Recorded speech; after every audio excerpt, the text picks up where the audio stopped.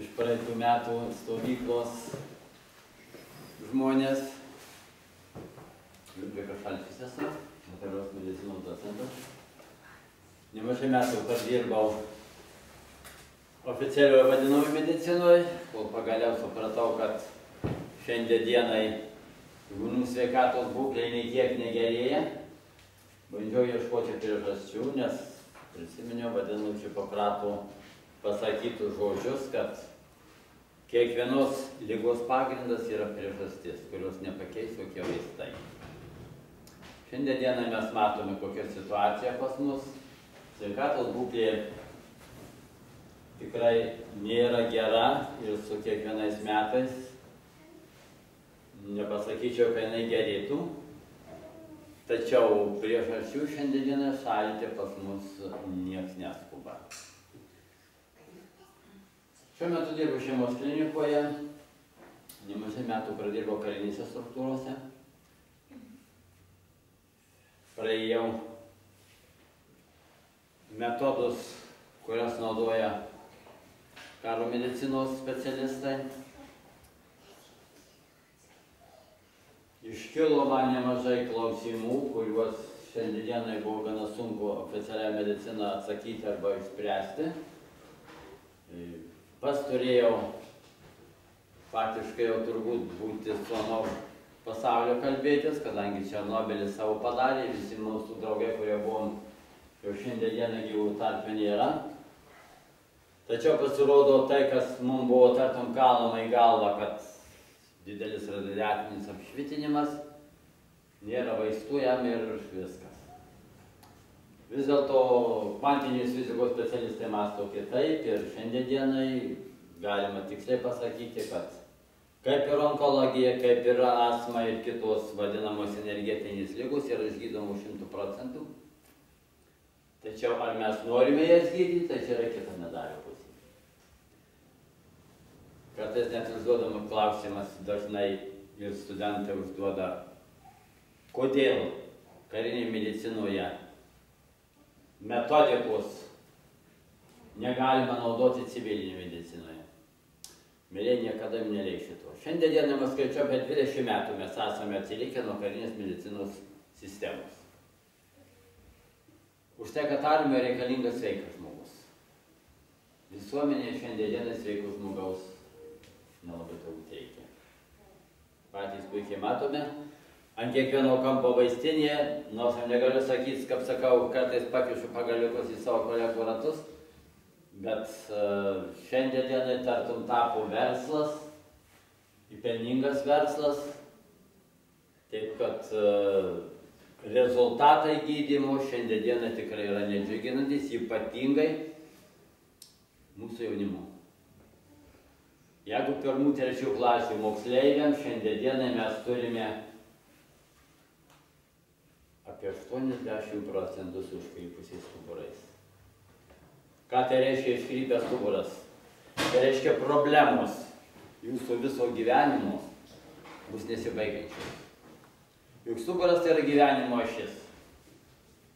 Daugiau 20 metų skyriau vadinam stuburų tiesinimui, lyginimui ir panašiai. Dirbau kaip mutualistas, osteopatas. Visas tai sistemas pradėjau turbūt tokias pažangiausias, kadangi teko pavažinėti po visą beveik pasaulį. Mačiau, kad kitur dirba, kaip rytuose dirba, vakaruose ir pas mus. Bet mums faktiškai tai dar reikėtų džiaugtis, kad buvo užsienyje, turbūt puikiai žinote, kokia ten sistema. Anglijoje nuvažiuokit, ką jums sakys, persitamolio. Airijoje nuvažiuokit ir tas pats. Taip, kad šiandien dienai mes turėtume faktiškai džiaugtis tuo, ką turime. Nors faktiškai mes dažnai kaltiname medikus, kad nesuranda ligos priežasties, nemato, nešalina jos arba negali atsakyti į pacientų klausimus. Nieko nuostabaus. Negali atsakyti dėl to, kad mums šito nemokė ir šiandien dar nemokė. Aš kada perėjau šitą sistemą ir pamaniau, kad tai yra paprastas dalykas, truputį pasiskaitysiu, pasimokysiu ir jau žinosiu, kur tos priežastys. Pasirodo, kad nustatyti žmogaus ligos priežastį ne taip jau paprasta. Visų pirma, neužtenka žinoti vien tik tai metodus, žmogaus anatomijos, fiziologijos, mitybos.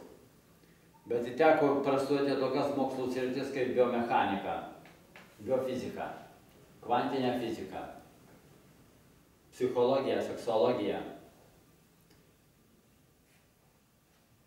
Tik tai šitų mokslų dėka buvo galima atsakyti, galiu pasakyti, 90% į klausimus, kuriuos šiandienai sukelia mūsų negalavimai. Taip, kad paskutinius turbūt per tas 20 metų nepagyžiau, kaip sakau, nei vieno žmogaus. Aš tik parodžiau, kur mes neteisingai elgiamės su savo kūnu, kokias mes darome klaidas, kad šiandien turim tokias problemas. Ko žmogus nesuvoksi, nesupras, kad sveikata tai jau pačio rankose. Mes labai nenorim suprasti ir tokio dalyko,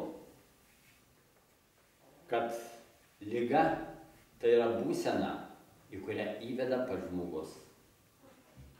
Bet kol šito mes neįsiaiškinsim ir nesuprasim, mes niekada save neišgydysim. Niekada. Mes labai dažnai sakom, tai yra paveldėtos ligos. Aš skaityčiau šių paveldėtų ligų, gal yra kokie 2-3 procentai, kurias jau negalima išgydyti. Tačiau didžioji dalis jų galima daryti milžiniškus pokyčius žmogaus organizme, ypatingai 2 žmogaus gyvenimo periodų laikotarpiais. Tai yra, kada žmogui yra perėjimas iš pasąmonės į sąmonę tarp 5-6 metukų. Už tai nuo 7 metų tik vaikus ir į mokyklą pradedame leisti. Mūsų informacijos turi pakankamai daug, ypatingai šiuolaikinis jaunimas, vaikai. Jau jis ne tiek, ne mažiau savo informaciją atsilieka nuo mūsų 10-mečių buvusių prieš 20 metų. Ir antras periodas tai yra, kada hormonų audrus jaučia. 11-13 metų. Va šitam periode mes galime milžiniškus pokyčius daryti žmogaus organizme ir netgi stuburus, kurie yra vadinami iškrypę. Tuo momentu juos galime tiek ištiesyti, kad paskui bus sunku net ir vyresniam amžiui šitą dalyką padaryti. Kokius metodus šiandienai naudoja mūsų oficialioji medicina? Turbūt puikiai žinome, aiškiai daug nereikia.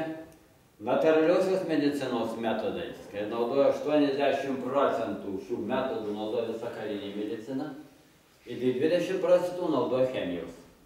Šiandieną mūsų oficialioje medicinoje bus net atvirkščiai. Taip, ką matome, nėra ko stebėtis, kad šiandienai vaistai, kuriuos mes naudojame, o klausimas, kas tai yra vaistas, tai yra nuodas. Viskas priklauso nuo jo dozės. Ar galima šiuolaikiniam žmogui, yra klausimas, gyventi be vaistų? Dabar jeigu mes žinome, kad vaistas yra nuodas, o šiandienai mes maistą konservuojame, marinuojame, nuodijame. Jau aš nenoriu kalbėti labai gerai mūsų oficialiai medicinai apie dantis ir dantų pastą ir šepetėlius, kokį mes baisinę žalą darom savo burnos ertmei, žarnynui ir dantims. Mes niekad nebaigsime dantų gydytis, kol naudosime dantų pastą, kurios pagrindinis komponentas, kai jinai negestų, gali 100 metų stovėti. Tai yra titano toksinas, kancerogeninė medžiaga. Papuolusi į burnos ertmę, mes sakom, dar 5 minutės ten trinkit jūs tą burnos ertmę su tais dantim. Pats didžiausias žmogaus organizme kraujagyslių tinklas ir yra burnos ertmėje. Ir va šitas konservantas papuola jūsų kraujotaką, papuola į storąjį žarnyną. Tai lygiai tas pats, kaip gaudytume antibiotikus, kurie užmuša mūsų visas mikroflorą reikalingas storajam žarnynui. Kodėl kariškiai niekad nenaudoja dantų pastos iš šepetėlių? Kodėl mūsų senoliai išgyveno 100 metų? O turiu 90 metų dabartys. kurie dar nežino, kas tas danties skausmas, turi visus dantis, jie nenešioja dar akinių. Nežino, kas tas sąnarių skausmas. Ar galima šiuolaikiniam civilizacijos tempe šitaip išgyventi? Pasirodo, galima. Galima, mylėjai. Tik vienas dalykas, mums trūksta žinių, kurių kai kas nelabai nori atskleidžia. Antras dalykas. Žmonės yra, kaip sakau, tokie padarai, kurie labai dažniau turbūt draugaus, kaip vadinu, su tuo meilužiu tinginiu, negu dirbti su savimi. Mes visą laiką stengiamės kaltinti kitus. Oras blogas, uošvinė blogas sunervavo, vyras sunervavo, dar kas nors.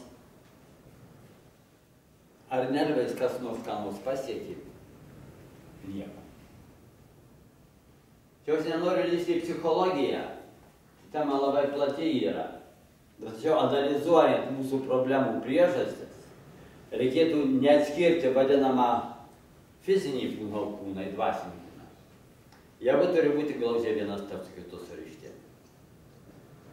Šiandieninis mokslas įrodė, netgi sukurta šiandienai patvirtinta jau ir mūsų mokslo akademijoje, patvirtinta energetinė medicina. Tai yra medicinos sritis, kuri ne tik tą vadinamą, kaip iš šių mes kitai matomai pasaulį gali analizuoti, bet tą subtilų į pasaulį, kurį šiandienai supa mus kiekvieną. Nes kiekviena ląstelė mūsų yra savotiškas generatorius, kurio pagrindinis komponentas varomoje yra 2 mikroelementai, tai kas? Kalis, natris ir vanduo. Be šitų elementų santykių mes niekada negalėtų mūsų ląstelė normaliai funkcionuoti ir mes niekada nebūsime sveiki. Kažkas tai sumastė vadinamą bedruskę dietą. Tai skaityčiau genocidas. Ne kitaip pavadinčiau šitą dalyką. Pas akademiką Bolotą, kurį mokiausi Maskvoje, ant durų užrašas Sol et agist. Daug kas net nusistebi, kaip aš aukštą kraujospūdį gydau su druska, kur pas mus visur tabu. Kas tas yra druskas? Tas yra natrio chloridas. Tai yra komponentas 2 mikroelementų natrio ir chloro, kurio pagrindinė savybė kokia yra natrio. Natrio nebus ir raumenų nebus, judėjimo nebus. Chloro nėra, kas atsitinka su jūsų organizmo ląstelėmis, su jūsų nervinėm skaidulom, elektrinis impulsas nepraeina. Turbūt puikiai žinome, kad sportą studijavo, puikiai žinome, kad 1 kvadratinis centimetras jūsų raumens, jeigu jie ateina normalus signalas, susitraukdamas išvysto jėgą kokią? 4-5 kg. Reiškia, jeigu jūsų ranka 100 kvadratinių centimetrų užmetus kaulą, tai susitraukimo momentu turi būti apie 300-400 kg. Turi pakelti su viena ranka. Kodėl mes šiandienai taip nepakeliame? Tai yra akivaizdus faktai, kada gali žmogus tai padaryti. Turbūt kertite, girdėjote Japonijoje, kai moteriškė 2,5 tonos sunkvežimį atkėlė nuo savo poratės papulusį kūdikį ištraukti. Tai buvo stresas, kurio metu jai pats signalas iš smegenų atėjo į raumenis ir išvysti tokią jėgą. Streso metu. Bedruskė dieta ir padarė mus šiandien tokius, kad mes neturime visiškai ne tik raumenų, bet ir neateina pas mus signalas. Juk mūsų smegenys savotiškas siųstuvas yra elektros generatorius. Turbūt žinome, eina elektros impulsai iš mūsų smegenų per stuburą ir atsišakoja kiekvieną organą jisai valdo.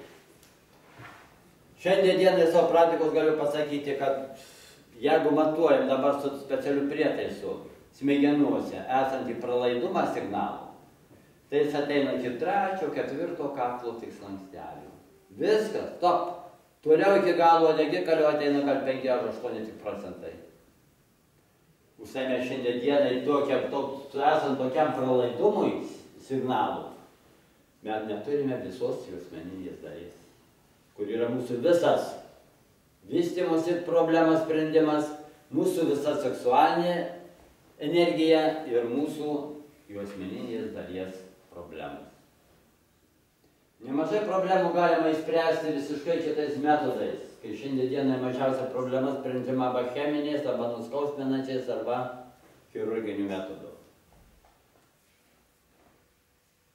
Labai dažnai žmonės klausia, kokį tu ten stebuklą padarai, kodėl man tai buvo metus gydžiausi ir staiga per 5 minutės viskas dingo. Pas mus, mėlyje, dar yra tokio tartum įkalta informacija, nuostata, kad lysti ten, kur skauda, o ne ten, kur yra priežastis, kur yra vieta, nuo kurios prasideda tas skausmas. Va šitą dalį mes niekada neduodame. Kas išprovokavo tą skausmą? Ateina žmonės skauda jų asmens įmitį. Tačiau niekas nepagalvoja, kad jų asmens ir tie skausmas pirmoje ateis nuo kur? Nuo jūsų deformuotos kaukolės, nuo žandikaulio, nuo krantimo vieną pusę. Žmogus deda koją ant kojos. Ką tai rodo? Jūs galite nusikelti, jis vis tiek jau nutrauks. Už tai, jeigu jūs pas jūs sutrauktas, į biomechanikos vadovėlį atsiverti, pažiūrėkime. Kodėl žmogus kelia koją ant kojos? Kad reiškia, kad pakelti koją, mes turime raumenį, koją, pilvas, jį duoti signalą, kad jisai susitrauktų. Bet jeigu jūs pastoviai sėdit ir sėdit, mūsų organizmas suvokia, kad ji ta koja jums nereikalinga. Nes jis turi savybę taupyti energiją. Ir jį tuomet apatinėje dalyje, kelių sąnarių dalyje, dubens lūpų sąnarių dalyje, tartum, kad nebūtų tuštumos, gamta nemėgsta tuštumos, tuo pat praauginame kremzliniais deriniais vadinamą taukų, arba druskom, kad mes dažnai pavadiname. Va čia yra mūsų problema. Jeigu mes pažiūrėtume į tokį žmogų išrengę iš nugaros pusės, tai kas pas jį atsitinka? Matysime, kad apatinis stuburo dalis, juosmeninė dalis, stuburo slanksteliai bus iškreipti į vieną pusę. Reiškia, jeigu stuburo apatinė dalis pakrypo, tai tokie dalies vidaus žemo mažojo dubens srities organai esantys toje srityje bus savotiškai deformuoti, deformuota bus diafragma. Reiškia, kad gausis vienas inkstas bus suspaustas, vienas bus ištemptas. Viena kiaušidė suspausta pas moteris, viena ištempta. O šlapimo pūslytė pasidarys kampu. Ir bėgiojam tualetą kas pusė valandos. O mes vaistų ieškome. Nėra, mėlyje, vaistų nuo ligų. Šiandien dieną galiu drąsiai sakyti, yra ligos nuo vaistų. Nu, galbūt nereikėtų šitą dalyką taip jau labai konstatuoti. Aš galiu pateikti vieną pavyzdį, kad šiandien dieną Kauno klinikos urologiniam skyriui apie 80% žmonių guli nuo vaistų pertekliaus. Tai ką tai rodo? Ką mes padarėme su savo organizmu? Juk mes niekame nežinom, nenustatome ligos, o duodame vaistus. Žmogui skauda, pavyzdžiui, galvą. Nu tai ką paprasčiausia bus? Paprasčiausias variantas, duodam citramoną. O kas galvos skausmą sukėlė? Niekas nepaaiškina.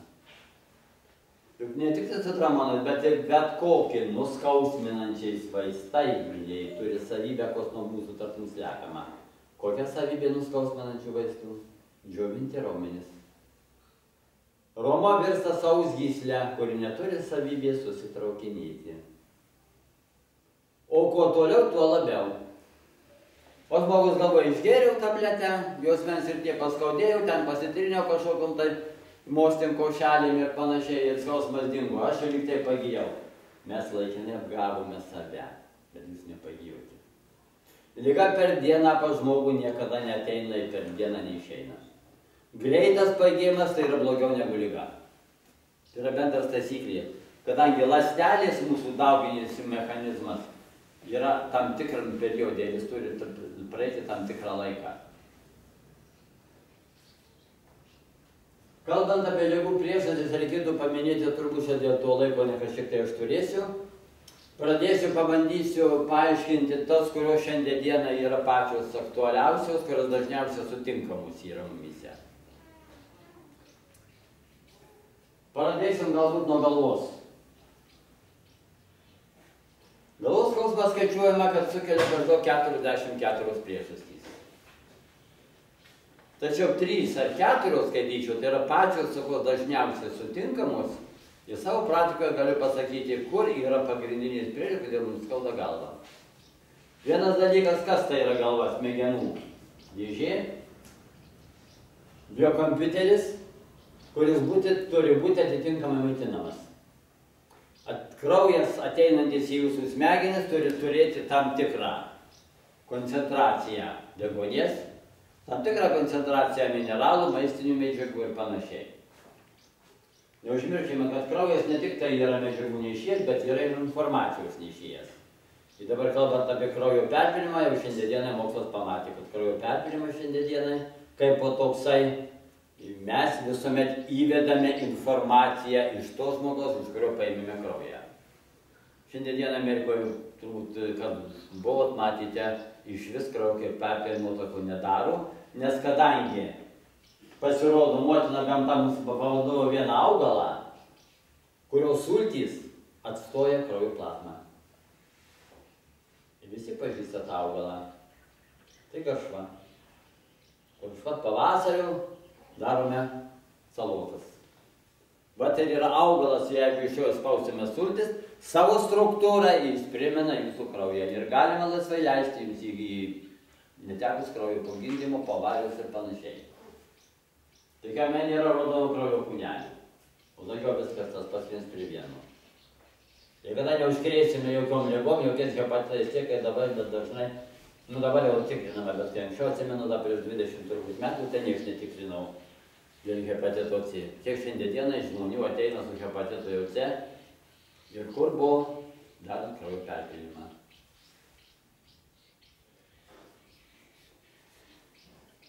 Mes esam apsupti milžiniškų energijos okeanų.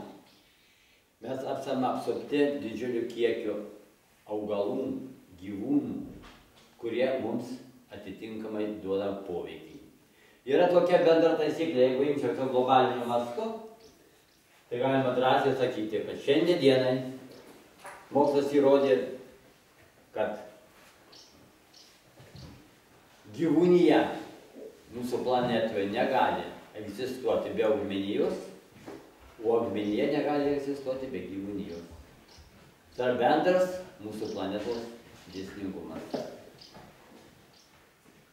Norint, kad išgyventų augmenija, ji kuo turi maitintis? Šarminę terpę pūvančią gyvūniją. O kad išgyventų gyvūnija, kuo turi maitintis? Raudžinta rūkstančia augmenija. Va čia ir yra mumis tokia bendra taisyklė, per kurią mes šiandienai pažaisdami šitą vadamą rūgščių šarmų pusiausvyros dėsnį ir turime aibę ligų, kurių niekad mes neiškrapštome. Kodėl auga akmenys? Kodėl nes formuojasi būtent inkstų tulžies srityje? Aš visuomet užduodavau daug klausimų ir savo studentams, kurie baigė mokslus. Pasakykite, mėlėjai, kokią funkciją atlieka kai kurie organai, kurių nėra anatomijos vadovėliuose. Anatomijos vadovėliuose mes šiandien mokomės iš tokių, kurie buvo prieš 50 metų. Tačiau mokslas nestovi vietoje. Mes atrandame vis naujų mūsų organų savybių. Ryšių tarp organų šiandienai kaip po tokį mes nesimokime. Raiščių žemėlapio kaip po tokio neturime. Nes kiekvienas organas, ypač vidaus organas, jisai, kaip sakoma, nesitabaluoja kur kas savo. Jis visas yra surištas su diafragma. Ir užtenka vienam organui pažeisti diafragmos sritį, kai bus pažeistas jūsų kas? Stuburas. A mes imame stuburą masažuoti. Aš pats nemažai metų dirbau, mariuodinau tuos stuburėlius, jotinau statai, praėjo savaitė, 2 mėnesius ir vietas pas. A, kodėl? Stuburą ruodas ištiesnau. O už tai, kad aš nepašalinau priežasties diafragmos, aš neturėjau tuomet raiščių žemėlapių, kurį galima sakyti pats per savo darbą, praktiką atidirbau. Ir kada nubraižiau ir parodžiau, kur kiekvienas organas su kuo kaip surištas, ir užtenka tą vieną organą paspausti, kai viskas atsiliepia kitam organė, tartum aidas. Va tuomet prasidėjo visai kiti rezultatai. Ir vat, kad aš parodau, kurie problemos vienos ar kitokios, kaip jas galima šalinti, kada žmonės metus gydėsi ir nieko nepadėjo, kai galima išgydyti per kelias minutės. Labai dažnai skeptiškai žiūrima į osteopatus, tai turbūt žinote, tai yra manualistai, kurių šiandienai metodika pagrįsta tuo, kad nuo manualiniai skiriasi tuo, kad ten yra atpalaiduojami pirmiausia raumenys, o paskui koreguojama. Manualistą darydavo, kad atsimenu, pradžiais tarybiniais laikais trauks, poks, kaklą, kojas, įsukinį ir viskas. Šiandien jums atsisakyti šitos metodikos. Osteopatai, taikomoji kineziologija. Tai yra vieni iš pačių efektyviausių šiandienai metodų, kurie gali tikrai turėti greitą pagijimą žmogaus. Kalbant apie osteopatinius metodus, reikėtų prisiminti ir tai, kad negalima daryti, ką pas mus šiandien ypatingai akcentuojama, masažų visam kūnui. Ten, kur nereikia. Mes paprastai masažistai, kaip anksčiau darydavome. Išrašė gydytojas kaklo masažą, išrašė asmens srities masažą, į kojos, rankos ir panašiai. Tatom išdalino žmogų dalimis. Rytiečiai labai gerai yra pasakę, kad dalinis masažas tai tas pats kaip kambario šiukšles, užšluoti iš vieno kampo į kitą, įlaukti svečių. Ir ypatingai pabrėžiau paskutiniu metu, kada susidūriau su limfos drenažu, limfos masažu, kurį mes anksčiau nieką neakcentuodom, buvo pagrindiniai raumenys. Sąnariai, sąnarių skausmai. Limfa šiandienai, kas yra limfa? Taip jau grubiai išreiškiu, tai yra kūno kanalizacija. Kūno kanalizacija, kurios pagrindinis komponentas limfos gyslyse tekantis skystis, tai yra kas? Kalio ir natrio šarmai. Muilas, kuris turi savybę surinkti visas žūvančias ląsteles, visos toksinės medžiagas papuolusius jūsų organizmą. Net ir onkologinės ląsteles, jos ten neišgyvena, žūva. A šiandienai su limfa, jeigu dabar aš matuočiau pas jūs limfos drenažo pokyčius, tai yra limfos sistemos pokyčius, tai turbūt 80%. Aš galėsiu atsinešti prietaisą ir parodysiu žymį. 80% šiandienai žmonės turi jau vadinamą pirmąją stadiją onkologijos. Nenoriu gąsdinti onkologiją, paskutinius 2 metus vien tik studijavau šitą sistemą. Ir drąsiai galiu pasakyti, užduodamas dar netgi studentams klausimas, kodėl onkologija neserga jūroje gyvenantys sūriam vandenyje gyvūnai? Kodėl onkologija neserga kariškiai? Kodėl jų negalima užkrėsti net onkologiją? Negalvokim, mėlėjai. Čia kažkas tai dabar buvo paleidęs tartum tokį mitą, kad tai yra grybelis kandida, kurį galima bet kokiu tai būdu sunaikinti, ypatingai sodos dėka. Taip, šitas dalykas tai yra gana aktualus ir šiandienai didžioji dalis žmonių jau yra perėję tą ribą, kada buvo galima tą grybelį sunaikinti. Šiandienai mes maitiname save tokiais produktais, kurie onkologinių ląstelių dauginimąsi didina 3-4 kartus. Tai yra mielys. Tai yra grybelis, kurį onkologinis ląstelis myli. O mielės dedame šiandien faktiškai visą duoną, išskyrus tą, kurią kepa namuose arba sfraugų daro. A tokios danutės mes matome mažai. Mielės eina faktiškai visur. Jau nekalbant apie pyragaičius, bulkutes ir panašiai. Juoda duonelė jūs matote. Nupirkau parduotuvėje, 2-3 dienas pastovėjo kelyje. Tai yra grybelis, kur jūsų onkologiniais ląstelės minta. Yra teikas bendras dėsningumas. Visi sausumos gyventojai 100% iš prigimties turime onkologinių ląstelių. Visi. Matot, motina gamta nieko nereikalingo, kaip sakau, negražaus nedavė. Kodėl? Kokia jų paskirtis? Kodėl jie mums taip davė? Kodėl pas vienas žmonės tiesa išlenda negalestingai jį sunaikina, o kitas atrodo ir blogą gyvenimo būdą veda, o jau niekas neįma. Va čia yra klausimai, kuriuos tikrai šiandieną reikėtų diskutuoti ir atsakyti. Čia yra atsakymų labai daug į šitą dalyką. Tačiau analizuodami mes tikrai galime daug ką padėti. Ir pagrindinis komponentas, kuris šiandienai padėtų atsikratyti šitą baisią ligą, tai yra mūsų gyvenimo būdas. Mūsų gyvenimo būdas. Skaitoma, kad onkologijos pagrindinė priežastis tai yra baimė ir nuoskauda.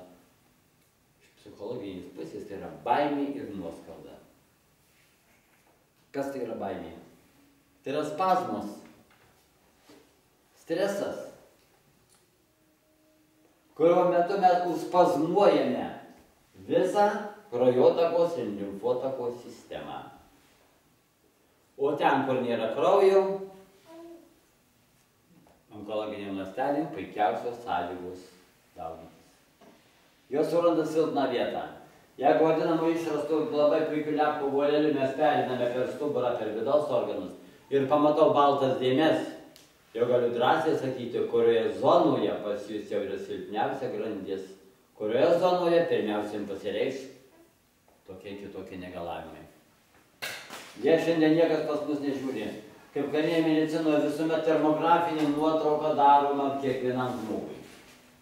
Šiandien dieną mūsų civilinė medicina termografinė nuotrauka vienintelė turi, kiek žinau, veterinarijos akademija. O gyvuliukam ten reikia padaryti, kad jie matytume, kurioje vietoje yra pakilusi temperatūra. Žmonėms šiandien dienai galbūt tai nereikia. Atsirado termometrai, nežinau, dabar pas mus lyg ir oficialiai juos įteisino. Infraraudonųjų spindulių taškiniai termometrai. Labai geras dalykas, kad aš per atstumą galiu matuoti jūsų visus parametrus. Per atstumą. Galiu matuoti jūsų temperatūrą, galiu matuoti jūsų kraujo struktūrą, galiu matuoti visą, kas jums reikalinga. Čia kosmonautam buvo sukurtas šis prietaisas, jis dabar miniatiūrinis yra. Aišku, jo kaina dėlis užpatentuotas, taip pigiai jau negausime. Tačiau infraraudonųjų spindulių termometrą taškinį aš visuomet turiu po ranką ir visuomet su juo naudoju. Ką visų pirma jis man parodo? Tai yra temperatūrų skirtumus. Mėlyje yra mūsų organizmo tokia bendra savybė. Bet koks uždegiminis procesas, kokioje vietoje, kelia organizmas temperatūrą. Pat ir pasinaudodami šitą savybę, 20 laipsnių tik gali skirti skirtumas. Bet kai šiandien žmogui pamatuoja temperatūrą, čia pavyzdžiui 36,8, tai normaliai turėtų būti, o pažastie pasi 38, ką mes neteisingai visuomet žmogui matuojam temperatūrą. Ne pažastyje nematuojam, mes netikrą temperatūrą žinome. Mes žinome tik tai jūsų limfos temperatūrą. Ir labai lengva padaryti, jeigu mes sugebat, kas dirba su mintimis, minčių dėka mes galime padaryti, kad ten būtų 39 pažastyje. Ypač vaikai šitą mėgdavo padaryti. Mokykloje, atsimenu, mes specialiai darydavom, kad nereiktų eiti į mokyklą, tai padarėm temperatūrą. Vieni termometrai dalindavo, o kiti atsisėdė įtempę raumenys, nekvėpuodavo ir sukeldavom temperatūrą. Yra tokia metodika. Yra metodika ir tokiu būdu vadinamos įtampos, raumenų įtampos dėka taip pat reguliuoti, meditacijos formą, reguliuoti savo organų būklę. O pavyzdžiui, aš prisimenu mano vieną iš mokytojų, jinai jokios mankštos niekada nedarydavo. Jokių problemų niekada neturėjo. Ir visas mankštas darydavo mintimis. Jis netgi daiktus galėdavo stumdinti mintimis. Iki tiek buvo išlavinus savo visą minčių pasaulį. Juk mintis tai yra energijos forma. Kuo anksčiau buvo, tartum, draudžiama, lyg tai šarlatanizmą primindavo, tačiau šiuolaikiniai prietaisai parodė, kad čia joks ne šarlatanizmas. Tai yra mūsų organizmo prigimtinė savybė, kurią mes šiandien dienai patiškai užslopinome. Kodėl problemos šiandien dienai tiek tokias didžiulės turime mes ir su vidaus organais? Juk nuo vidaus organų būklės priklauso 3/4 mūsų imuninės sistemos. 3/4 imuninės sistemos. O kokia gali būti šiandien dienai mūsų organų būklė, jeigu mes šiandien, puikiai žinome, 90 turbūt daugiau procentų žmonių turi storio žarnyno, vadinamasis bakteriozė. Kada mūsų storiam žarnyne vyksta ne bifidobalaktobakterijų įskiriamas vandenilio peroksidas kaip imuninės sistemos pagrindinis komponentas. Bet šiandien pas mus puvimas vyksta. Prabunda žmonės, aišku, tai čia verslininkam geras dalykas. Pradėjo pagaminti dantų tą liežuvio grandukus. O, pasirodo, kokį pelną neša. O kas tai yra liežuvio apmušos ryte baltos? Tai naktį jūsų virškinimo trakto sutrikimas. Pas jūs vyko puvimas, bet ne virškinimas.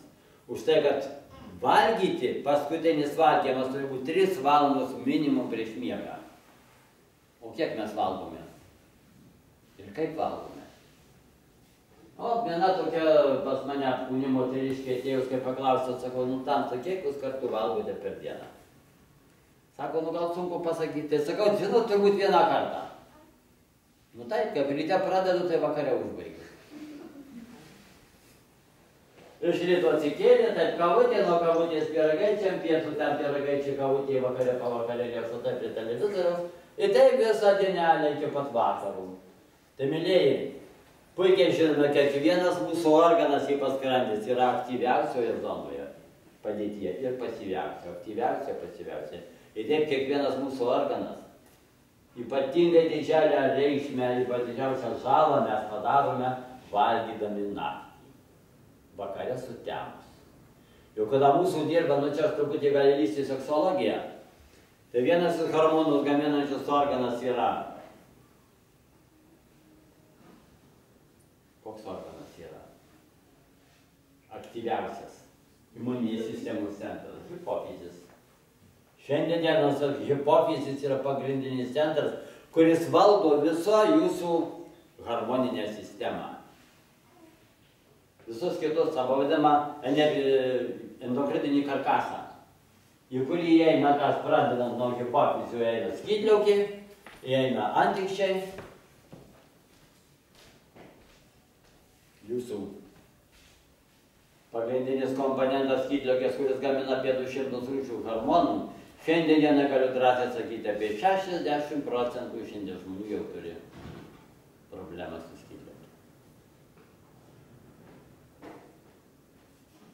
Pagrindiniai šiandienės skydliaukės problemos, tai kur yra?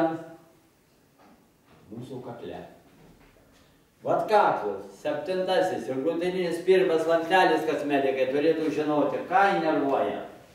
Mūsų skydliaukę įnervuoja. Arba valdo. Kodėl atsiranda mazgai skydliaukės srityje? Kas juos įtakoja? Kada pas mus pirmas, tarp 7. ir 1. krūtinės lankstelių yra, kaip sakau, laiptelis, pasistūmėjęs į šoną. Tuomet organizmas, negaudamas energijos arba mitybos jūsų skydliaukėje, jis ieško aplinkinių kelių. Tuomet jis iš šalia esančių kraujagyslių formuoja mazgelius, tartum imdamas, kad kuo daugiau gautų kraujo skydliaukės ir hormonų gamybai. A mes šiandien dienai tokią nuostatą, arba vaistų. Tokio tiroksinas tai jisai nėra, kad pakaitalas jūsų visų hormonų 200 rūšių nepakeis. Arba chirurgiškai mes stengiamės tą vietą išoperuoti.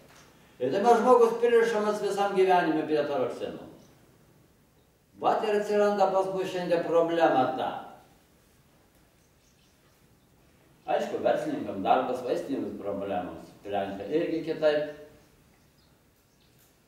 Kuo daugiau tokių pastovių klientų, tuo geriau kai kam. Šiandien dienai, kai ateina žmonės su skydliaukėm, aš parodau, kur problemą šiandien dieną jie turi. Vat aš dabar stebiu vieną moterišką, pas mus matau, ir yra tikrai problema su skydliaukė. Tačiau priežastis turi būti šalinama ne cheminiais preparatais, bet šalino priežastis, dėl ko nesusiformavo. Pagrindinis tai dalykas kas yra? Mūsų laikysena. O tai norit, aš jums galiu parodyti vieną tokį paprastą pavyzdį. Jeigu nieko prieš, ateikite pas mane. Vat pažiūrėkime, atrodo žmogus lyg iš pažiūros ir sveikas ir viskas tvarkoja. Tačiau iš tikrųjų, kur yra jos problemos? Jaunas žmogus, ane, turėtų būti sveikuolis. Pažiūrėkime, kaip jos dabar ranka. Laikot ranką tvirtą, aš nugaros pusės prieisiu. Laikot ranką tvirtų, tvirčiausia, ne? Aš jas spausiu žemyn, jūs priešikitės, kiek turi sveikatų. Gal apsižiūrės, kiek turėjau. Priešinamis. Vat visą jūsų rankelės jėga. Dar sykį. Spaudžiu. Nėra. A jūs dabar galvą atsukit atgal. Atitraukite ne taip, kad į priekį, bet atgal. O taip, kaip turi būti slankselė kaklo ir krūtinis, turi būti vienoje tiesėje. Palaikykite šitą galvą, laikykite. Laikykite. Dabar duokime savo ranką. Priešinamis. Nenuspausit. Galva į priekį, čia prie kompiuterių. Spaus, priešinamis. Kur liko jūsų jėga? Vat ką reiškia, kai slanksteliai viens nuo kitų nustumti. Ir va šita problema jau pas ją išaugs. Ką išaugs pirmoje? Pokyčius skydliaukėje. Žmogus pavargsta, jam šąla galūnės. Taip, jaunas žmogus. Taip. Kairėje pusėje ėmė formuotis, va, jaučiat?